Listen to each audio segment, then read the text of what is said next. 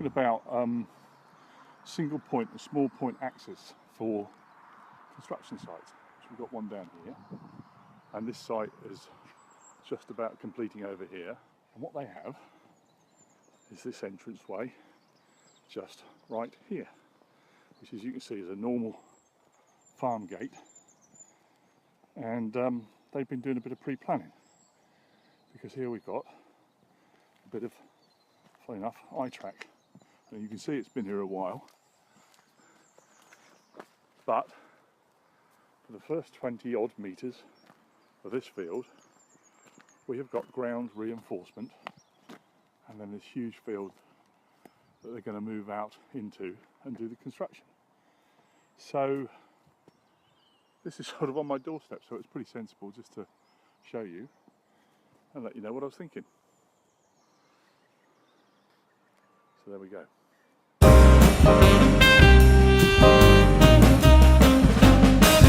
So today I want to talk about issues that arise when people have tenders that they have to go through and stipulations in tenders that they have to do works, which can cause a little bit of inconvenience.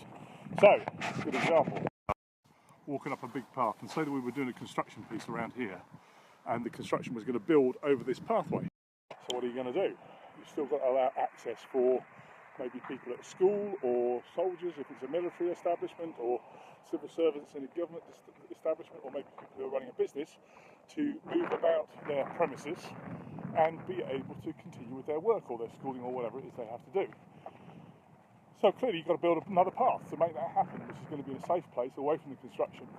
And there's a number of ways you can do that. You can stick a blacktop down if you wanted to, or you can stick a hardcore, somewhat like that we're walking on at the moment.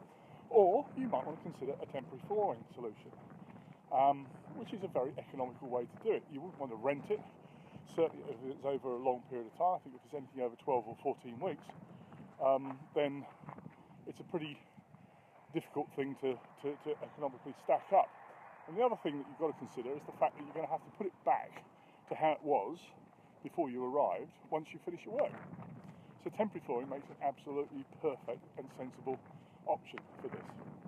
So the point being, it might be 50, 100 metres, might be a couple hundred metres, and the fact is with that you're probably going to do it as a one-off. You're not going to do it every time that you have a job. So hiring probably isn't an option. Buying is. Do you want to set up an account? No. Well, you now have the opportunity to go and buy this stuff on a credit card. Buy us, because we can do that. So just number two idea about how temporary flooring can help people in construction. There we go. Thanks for watching. Let's talk about being a blot on the landscape, or a blot on their landscape, maybe more to the point. I was talking to a friend of mine today, just coming up with some ideas. And picture this situation: you're a construction company, and maybe a relatively small one. So you go and do extensions or do conversions for people's houses, or small businesses, or that kind of thing. And you turn up on site with your very professional setup and your uniformed staff, and everybody's ready to go, and your beautifully clean vans, and then you have to park on their lawn or on their grass, and within a month or two the whole place is absolutely trashed. And you've either got to rebuild it, reparate the ground, bring it back to standard, but just imagine if you could protect it before you did that by bringing just a few lightweight, medium weight systems that you could park your vans on, park your trucks on, and not have the problem in the first place. And then when you go away, you know, what have you done? You've shown that you care about your client, you've shown that you care about the environment that you're working within, and you save yourself a heck of a lot of aggravation at the end of that process. So there's another reason why small, medium, and maybe even large construction companies might consider buying a little stock of temporary road. Or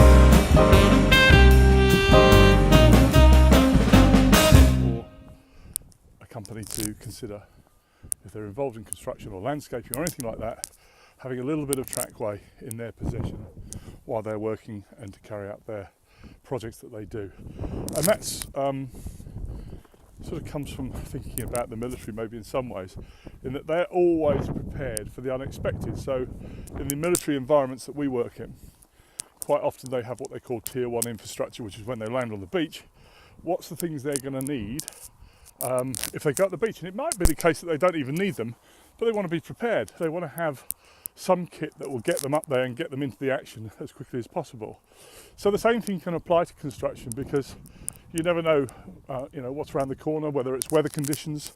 Really poor weather can put you back and maybe stop you doing stuff. But it only might be a really little, small bit of space where you've got to stand some product on before you put it into the build program. It might be a little bit of wheeled access that you just need to get into a certain area for a period of time.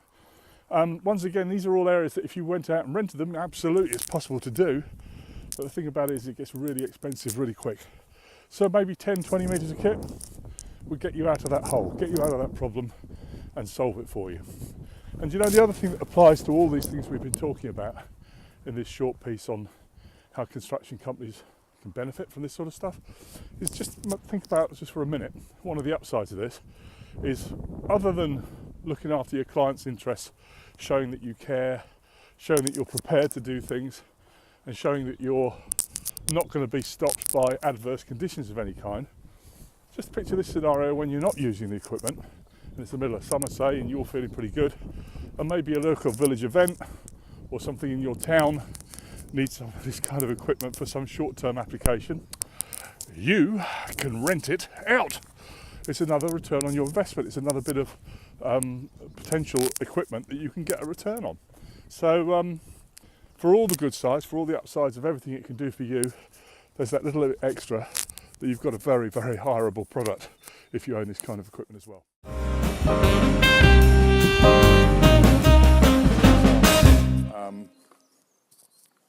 If you have a, say, gateway access, and you're a little bit concerned about the fact that you're going to have a lot of traffic coming through a single point of entry, but it's only like the first 10 or 15 metres of that entry that are going to cause you a problem, and after that they all spread out and go to different places.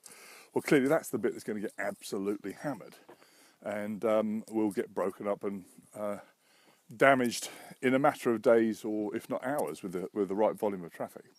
So it's when you've got that you might think, well, I need maybe 20 metres or 30 metres of trackway in order to just sort myself out here. And the fact is that can make all the difference. Now, where's the problem with that? Because what you might think is, well, why don't I hire it? Well, the problem is with any company, they always have like a minimum spend. So for you to get a trackway company to come out and support you, probably means you're going to have to spend a minimum of £1,500 or £2,000 just for them to turn up. With a small amount of kit, which, it then becomes ridiculously expensive. And if it's going to happen regularly or over a number of times, then it soon adds up. So that might be number one circumstance why a construction company might want to buy a little bit of trackway. It doesn't have to be a huge amount.